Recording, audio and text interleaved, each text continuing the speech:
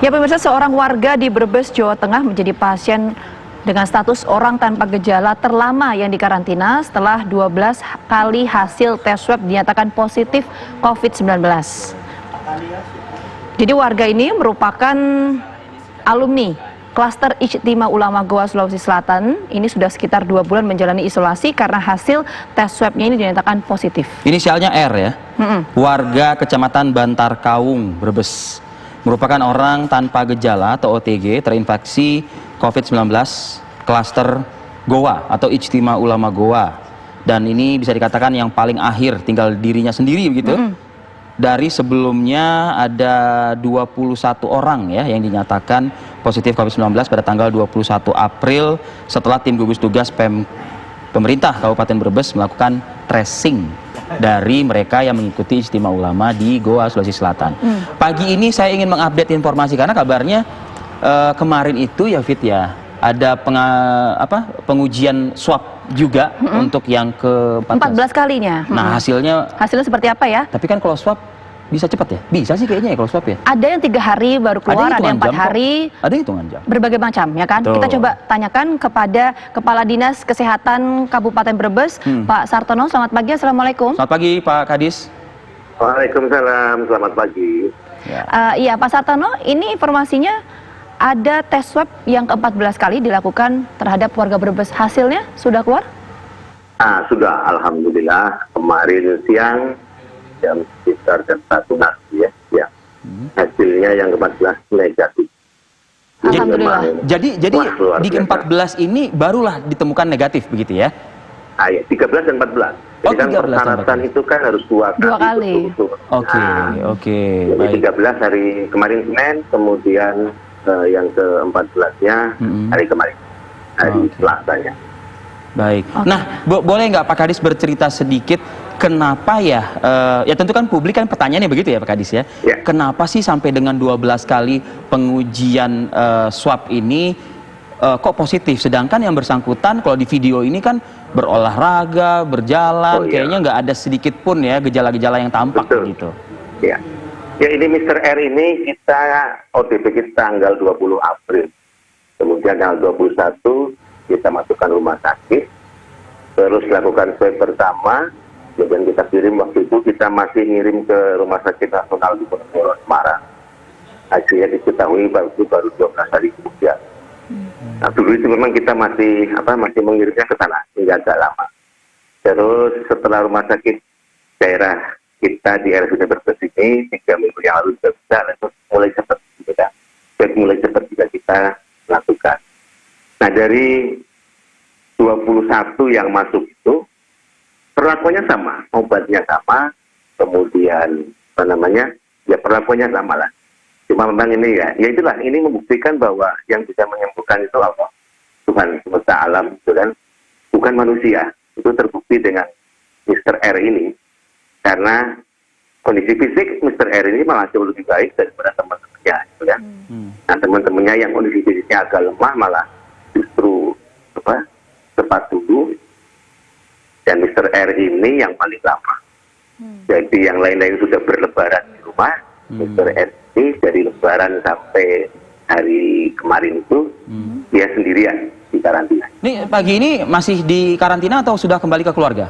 Pagi ini jam 8 mau kita antarkan ke Kecamatan Bantar Kaung, mau kita antar sampai ke lokasi tempat tinggal mereka.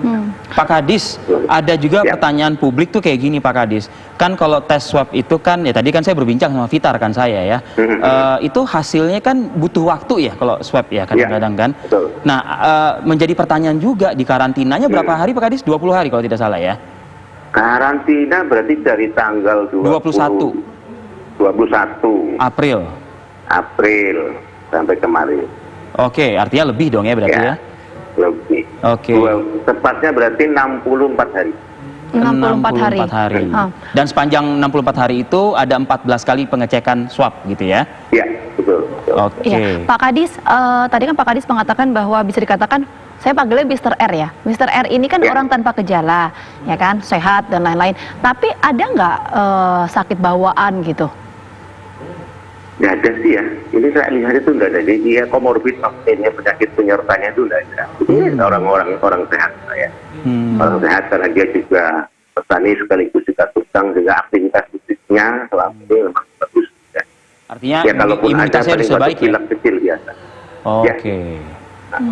Oke. Pak Kadis, apakah nanti setibanya di rumah ya, pada pukul 8 kan nanti akan diantar begitu. Ya. Ada perlakuan yang masih harus diterapkan gitu loh oleh yang bersangkutan, dalam hal ini Mr. R. Oh ya, jadi gini, Mr. R ini kan secara laboratorium sehat, dibuktikan dengan hasil swabnya yang 2 kali negatif. Justru Mr. N ini yang sudah diketahui sehat, tetapi sekelilingnya itu kan malah ada yang belum diswab kan. Berbahaya juga kan, karena tidak ada jaminan bahwa kalau sudah terkena akan kembali, itu kan tidak ada jaminan. Sehingga perlakuan khusus itu ya sama dengan yang lain, protokol kesehatan. Harusnya masker, jaga jarak, cuci tangan pakai sabun, dan seterusnya, social distancing, physical distancing. Nah, sama perlakuannya dengan kita-kita yang sekarang lagi live ini, gitu ya. iya. Nah, Pak Kadis, kalau kondisi tadi yang Anda sebutkan, apakah kemudian akan ada pemeriksaan lanjutan misalnya kepada Mr. R ini setelah nantinya kembali ke rumah? Kontrol lanjutan gitu mungkin ya? Oh ya, selalu tetap kita pantau. Jadi teman-teman yang sudah sembuh ini, jemaah yang sudah sembuh ini juga tetap kita pantau. Pantau ini karena kan ya itu, karena tidak ada jaminan bahwa tidak akan tertular lagi, tetap kita harus pantau, barangkali dia tertular di sekitarnya. Oke, apakah akan ada juga pemeriksaan misalnya, kan tidak ada jaminan kemudian tidak akan tertular kembali, misalnya pemeriksaan untuk keluarganya dan orang-orang sekitarnya, ada perlakuan seperti itu tidak? Itu sudah kita lakukan jauh-jauh hari. Ya, tracing ya berarti ya, begitu. Sudah tracing. Tracing itu sudah kita lakukan 2 bulan yang lalu. Hasilnya? Hasilnya nggak ada yang reaktif. Ya, jadi kan kita screeningnya pakai rapid dulu. Oke. Nah, begitu ada rapid baru kita lakukan tes. Ya. Hasilnya nggak ada sih. Ya, karena kan khawatir juga ya Pak Kadis ya. Tadi kami membacakan informasi di Semarang itu yang klaster pernikahan ya kalau nggak salah ya. Itu kan cepat banget tuh Pak Kadis ya kan yang kayak gitu. Tapi ini bisa dipastikan untuk satu keluarga beliau Mr. R ini termasuk juga tetangga aman ya dari hasil tracing yang dilakukan ya. Aman. Oke, Pak Kadis, mungkin ini pertanyaannya agak sedikit spesifik ya gitu ya. Tapi diuji kah atau diperiksa di laboratorium kah gitu? Apakah itu darah yang bersangkutan ya tentunya ya? Jadi virus ini bertahan cukup lama ya, sekitar 60 hari lebih begitu di dalam tubuhnya, tanpa merusak atau merongrong organ yang ada, kan begitu ya Pak Kadis ya? Iya, betul. Apakah ini bisa menjadi bahan penelitian gitu loh? Karena kan menarik loh kalau kita membahas hal ini sebetulnya. Ya, ini memang sangat menarik juga dalam pengetahuan. Cuma kalau teori dasar virus kan, virus ini bisa tereliminasi, bisa tertahan gitu kan. Itu kan kalau daya tahan tubuhnya bagus. Nah, bisa jadi kenapa kemudian Mr. R ini tidak merusak organ yang lain, dia punya daya tahan yang bagus, punya imunitas yang bagus. Atau bisa jadi juga virus yang masuk ini sebenarnya virus biasa. Virulensinya itu tidak seganas seperti di negara barat sana gitu kan. Bisa jadi seperti itu. Jadi ada kemungkinan daya tahan tubuhnya memang yang bagus, luar biasa.